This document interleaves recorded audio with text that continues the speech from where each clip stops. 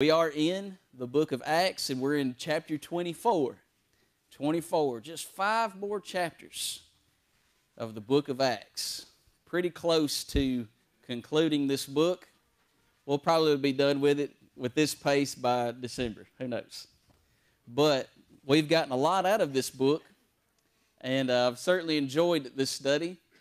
Anytime I can go to the book of Acts, it's very edifying for sure, because a lot of things that we could take out of, and we learn about worship, we learn about being obedient to Christ and how to become a Christian and all these things. And so I love this book.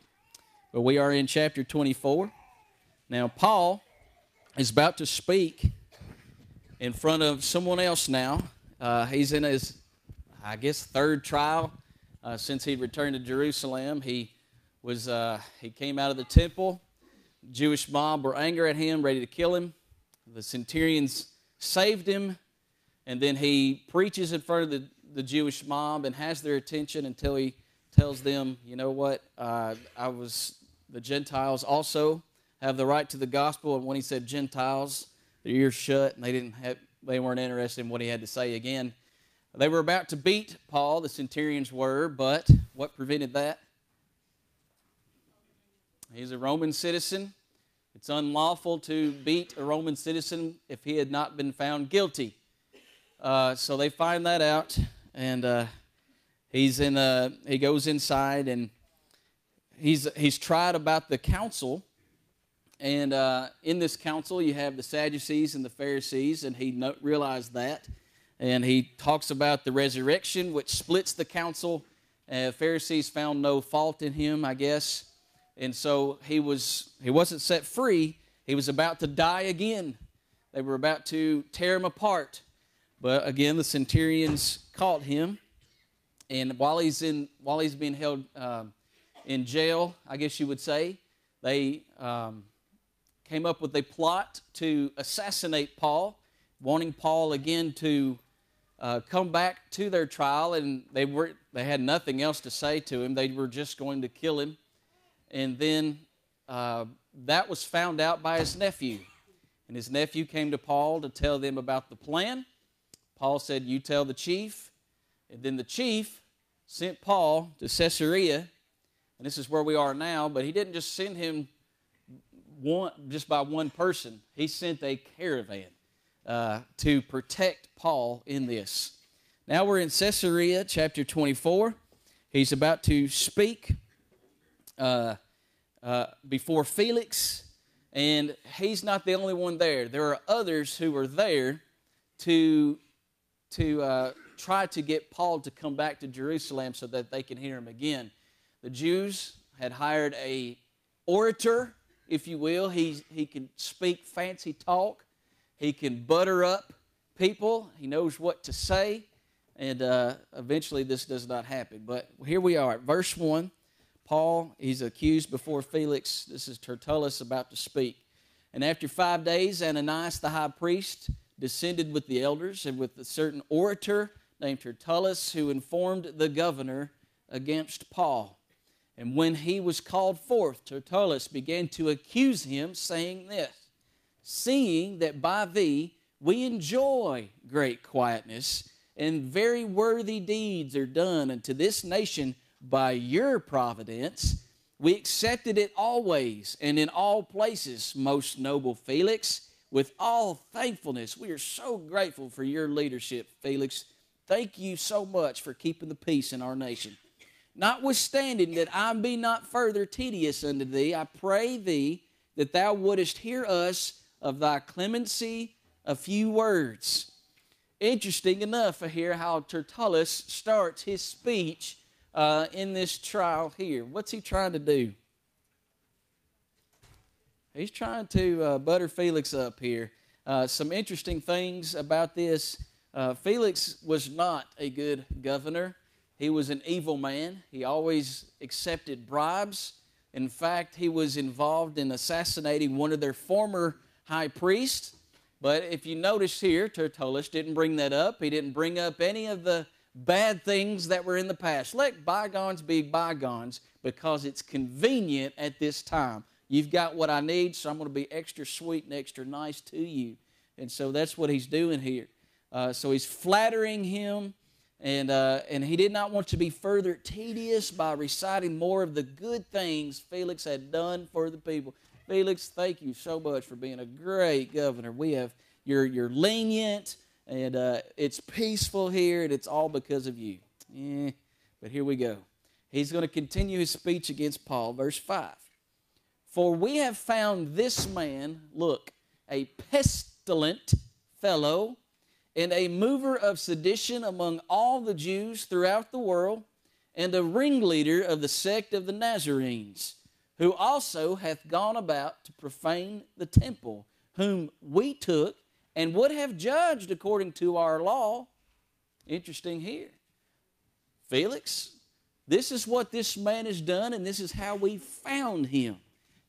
There's some accusations that Paul allegedly did, but the problem is he does not offer any proof of Paul's guilt in this conversation. He charges him with being a pestilent fellow. What does pestilent mean?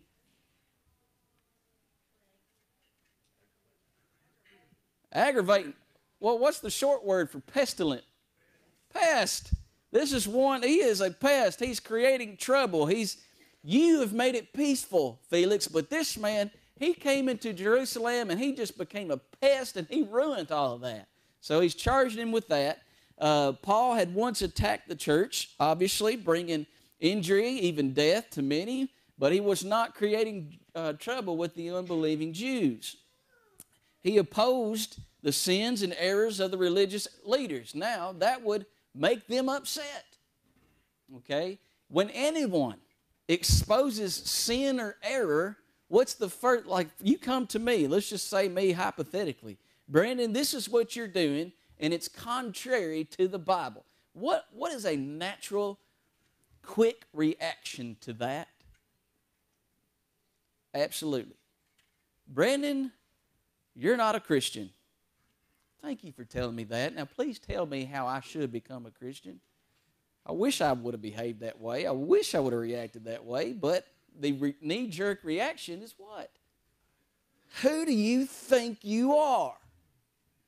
Right? Paul, remember, he told Ananias, I didn't even know you were a high priest. What did Ananias do to Paul when he was in trial?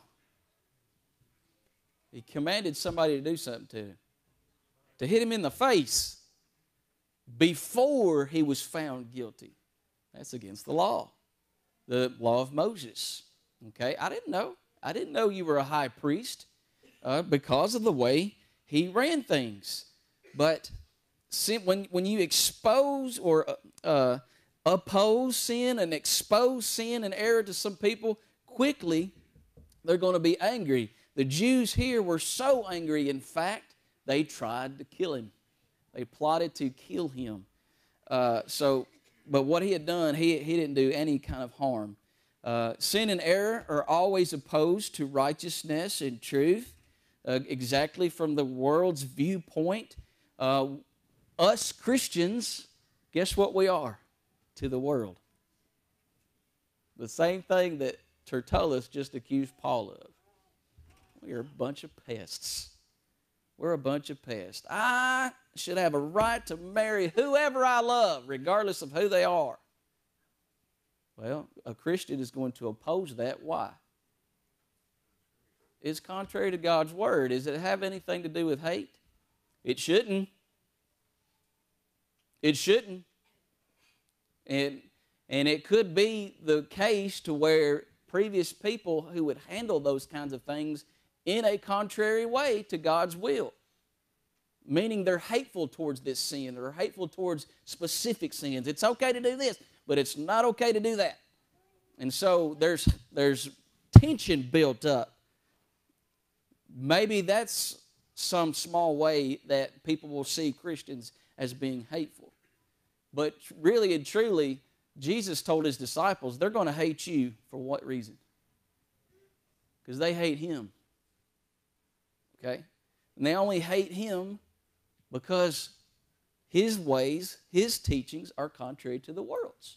You and I, we're pests. We're pests to this world. And you know what? That's okay. That's okay.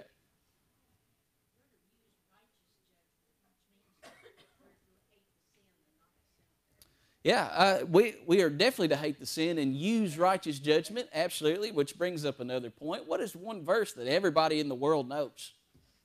Don't you judge me. You judge me, Jesus is going to judge you.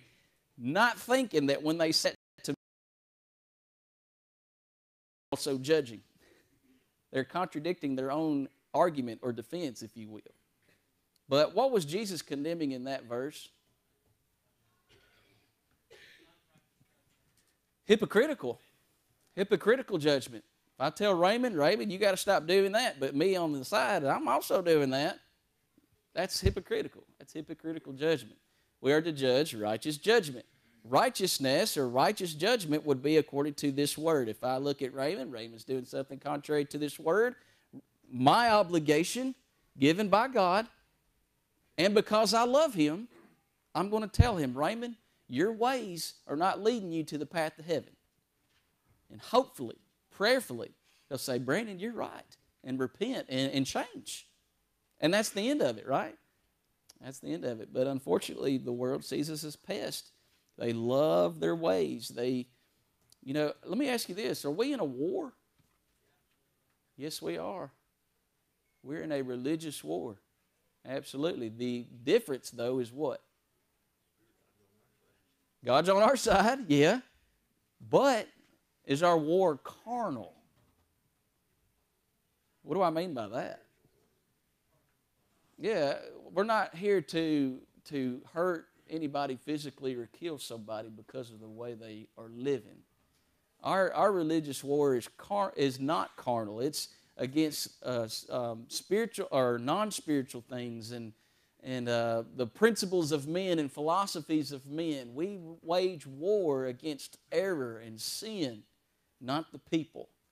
Okay? And so our weapon is not an automatic weapon or a gun or anything like that. What is our weapon? Our spiritual sword. This is a sword. A sword is used for offense and defense. Someone comes at me with false error, I use the sword to defend myself. And then I use it to help people learn of God's ways. It's a spiritual sword. That's exactly right. That's exactly right. Christ said it was a spiritual sword, absolutely. So we're pests, guys. I hate to call you that, but wear it with pride because you are not of the world. Remember, you're called out. Okay? All right, so we're pests to this world, and that's all right. What's the opposite of pestilence? Ones that causes trouble. How about, pacifist? What's a pacifist? Keep peace, but in a way, pacifists, to my understanding, and you correct me if I'm wrong, pacifists are those who think there is no reason whatsoever for war. No reason for war.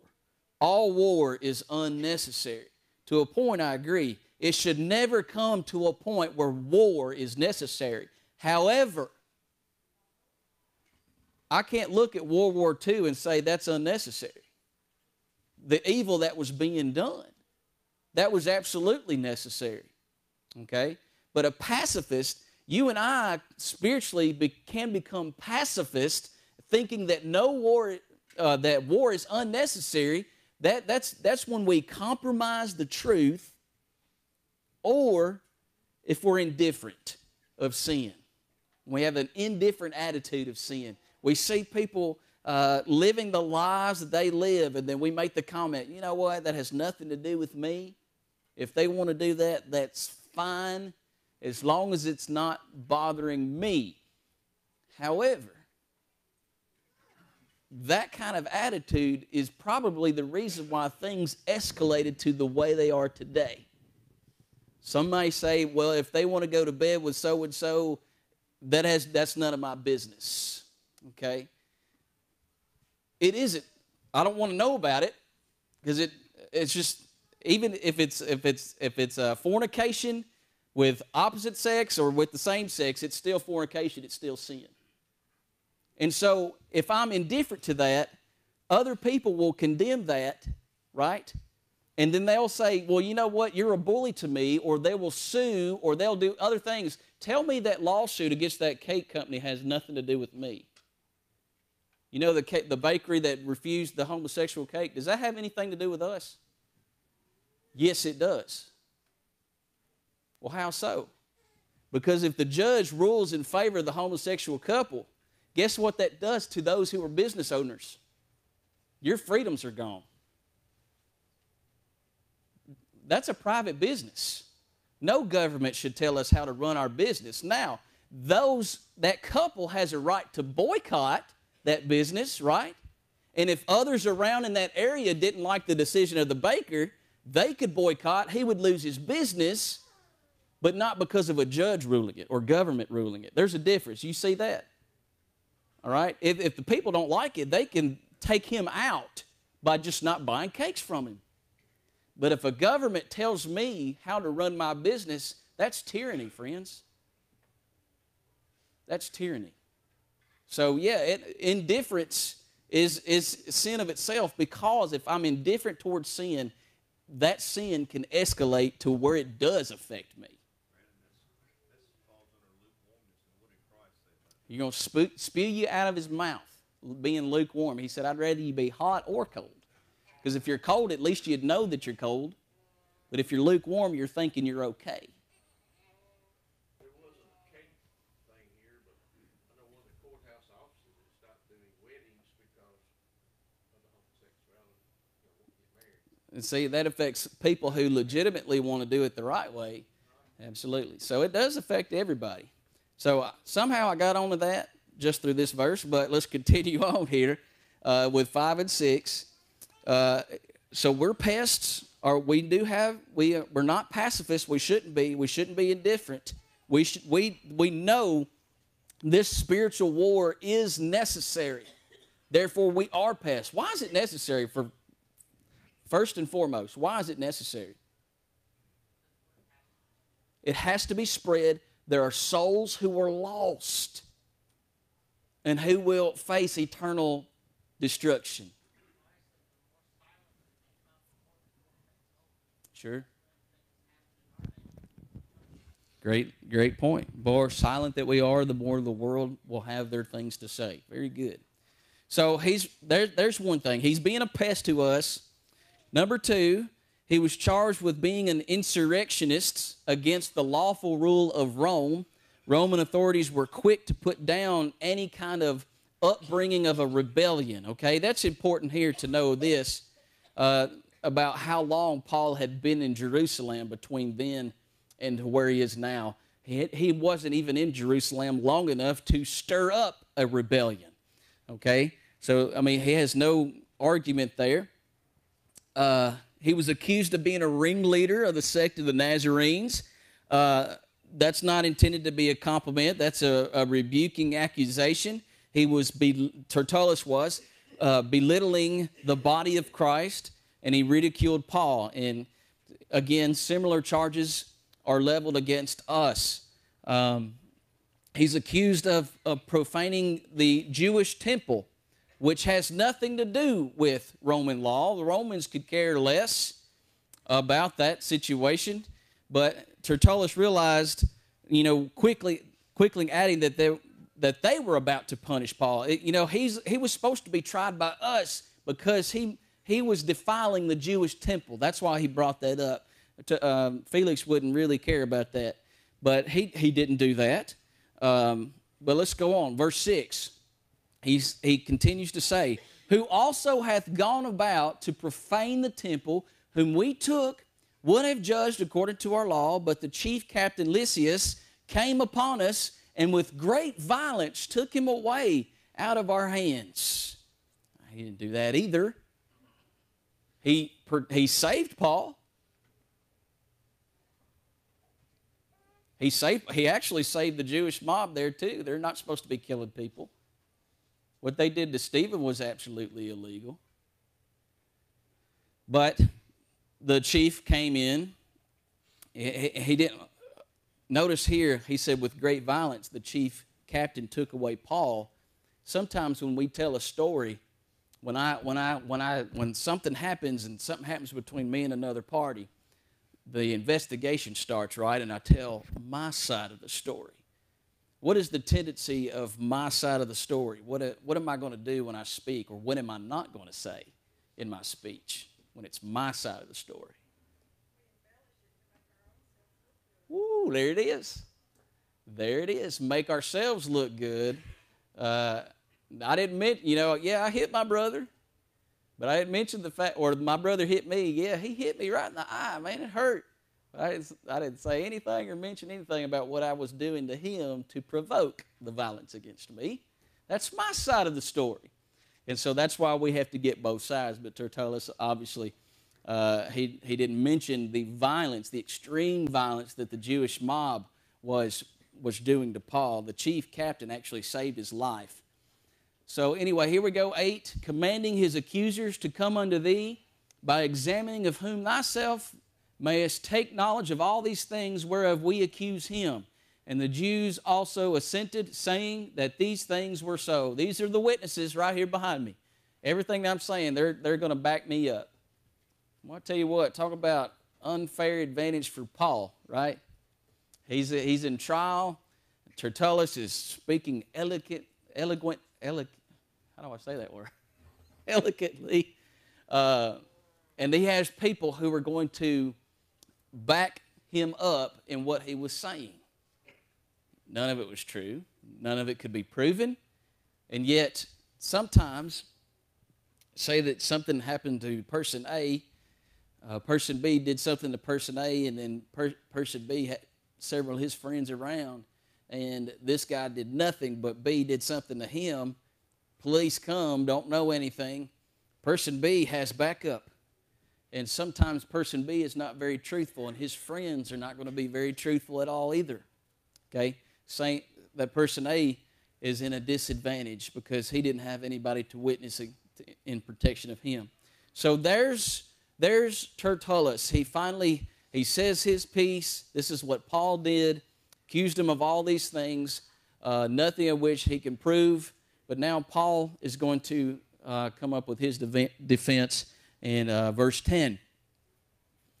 Then Paul, after that the governor had beckoned unto him to speak, answered, Forasmuch as I know that thou hast been of many years a judge unto this nation. I know you've been here many years, Felix, and you were a judge. I do the more cheerfully answer for myself. Why? Because that thou mayest understand that there are yet but 12 days since I went up to Jerusalem for to worship, and they neither found me in the temple disputing with any man, neither raising up the people, neither in the synagogues nor in the city. I've been there 12 days. I have not done these things. And here's the foundation of the truth. He had only entered Jerusalem 12 days earlier. 5 of those days had spent in traveling to Caesarea. It's a 5-day travel. So take off 12 minus 5. And he's under their guard, by the way, during that travel. There's no way that Paul could have done anything while he was traveling to Caesarea. And he had been in Jerusalem only 7 days, and one of these was in custody of the castle. So take away another day. So his point here is in response to the charge that he was attempting to mount up this big mobbish rebellion against the nation. Now, Romans did not like a mob. In fact, that's one of the reasons why Pilate gave the go-ahead to murder Jesus. Because if he'd have let him go, what would have happened? The Jews would have brought an uprising. That would have got Pilate in trouble. And so he went ahead and let it happen. He thought he would appease them to scourge Jesus, but it didn't. They wanted to go further. He also tried to release him by making them choose between him and Barabbas. But they chose to free Barabbas. So he denied here that they found him in the temple, disputing with anyone or even trying to stir up the people. He had done none of those things either in the synagogue or in the city. He categorically denied their accusations. Verse 13, neither can they prove the things whereof they now accuse me. But this I confess unto thee, that after the way which they call heresy, so worship I the God of my fathers, believing all things which are written in the law and the prophets, and have hope toward God, which they themselves also allow, that there shall be a resurrection of the dead, both of the just and the unjust. Nobody there could prove anything against Paul, he says. And so the burden of proof was not on Paul to prove his innocence. It's their job to prove that Paul was guilty, innocent until proven guilty. That's the way it should be, right? That's the way it's supposed to be here. Sometimes that's not the case either, is it? Too bad. It's a shame that a lot of people automatically assume one is guilty before a trial has even begun, before his peers. Now, he admits here that he worships the God of the fathers by means of the way of his enemies, which they call heresy. And since he worshiped the God of the fathers and the Romans permitted a nation to follow their own religion, Paul could be charged with establishing or following an unauthorized religion. Remember, they had the law and the prophets? Let me ask you this. Did the Old Testament point to Christ? Yes. Which is ironic, because those who were accusing Paul here should have known the law, should have studied their scriptures and realized who Christ was, but even that was prophesied. They would have read about themselves, evidently, in the Old Testament, denying that Jesus was the Messiah. So he believed all things recorded in the law and the prophets, and being a Christian, he could see how the Old Testament had been fulfilled in and replaced by the New Testament, that Jesus Christ fulfilled the Old Testament. So they should have known this. He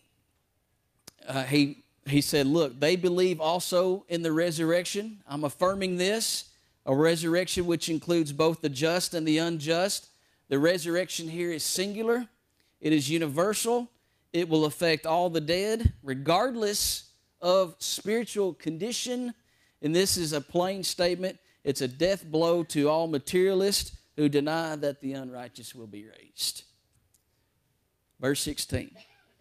And herein do I exercise myself to have always a conscience void of offense toward God and toward men. Now, after many years, I came to bring alms to my nation and offerings. What was Paul doing before he arrived in Jerusalem?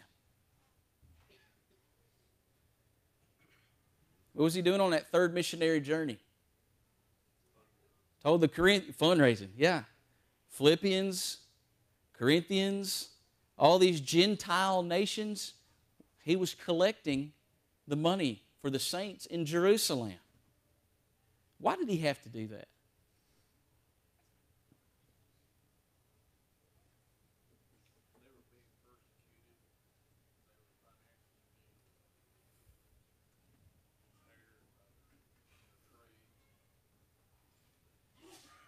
Not too many years before this event occurred, the day of Pentecost, 3,000 had been added to the church by God. And why were they added to the church by God? What did they do? They obeyed the gospel, Acts chapter 2, all the way back to Acts chapter 2. Because they obeyed the gospel, now to the Jewish people, they're considered what? Heretics, traitors. They were considered ones who turned their back on God, when technically they're the ones that turned their back on God. And so because they're in the Jewish capital of the world, they're Christians, and also the fact that they had come from many different nations, they converted to Christ. They couldn't afford to go back home. Some could, and that's how the gospel spread after a persecution, but there were saints in Jerusalem who were very poor. And then when he's collecting the alms or the money to help these, that edified the saints in Jerusalem because they were former Jews who also had a certain feeling toward Gentiles. That's how they always felt. That's what they grew up knowing or expected. But now they know that the gospel is for everybody. There's small congregations today that are struggling. Yeah. To even pay a preacher. Yes, sir. Mm-hmm. So that's still alive and well. Absolutely. Yep. Even today, there are smaller congregations who can't afford a minister, who can't pay one on a full-time basis. Either the minister has to do part-time work and work full-time to support him and his family. Sometimes, in those cases, other congregations cooperate and send money to this small congregation to help fund the salary for that minister. So there's some authority to where that is allowed. Absolutely. Yep. Even today, it's the same.